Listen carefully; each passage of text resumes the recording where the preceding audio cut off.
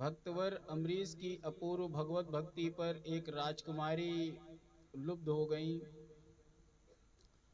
और उन्होंने निश्चय किया कि मैं अम्बरीश जी से ही विवाह करूंगी। उनकी भगवत भक्ति देख करके और उन्होंने अपने पिता के समक्ष ऐसा विचार प्रस्तुत किया। तो पिताजी ने क्या किया कि सारी बातें चिट्ठी में लिखी और एक ब्राह्मण के हाथ महाराज अम्बरीश के पास में भेज दिया। तब महाराज अम्बरीश जी ने क्या कहा था, सुनो, घर गृहस्थी में क्यों धर्मपत्नी कही जाती हैं?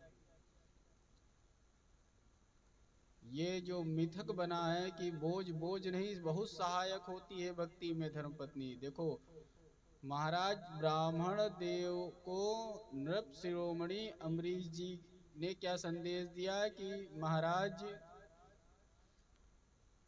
देखो, अगर विवाह करूंगा, घर गृहस्थी में ऐसे ही लगा हूं, एक और विवाह हो जाए तो हम समय नहीं दे पाएंगे, और घर में पत्नी लेके आओ और उसको समय न दे पाओ तो और पाप लगेगा।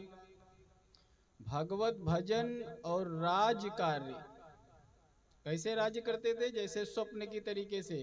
तो वो राजपाट भी कर रहे हैं, गृहस्थ जीवन भी निभा रहे हैं और भगवत भक्ति भी कर रहे हैं। तो कहने लगे, मुझे भगवत भजन से और राज कार्य से इतना नहीं समय मिलता है कि मैं रानी की सेवा में उपस्थित हो पाऊं।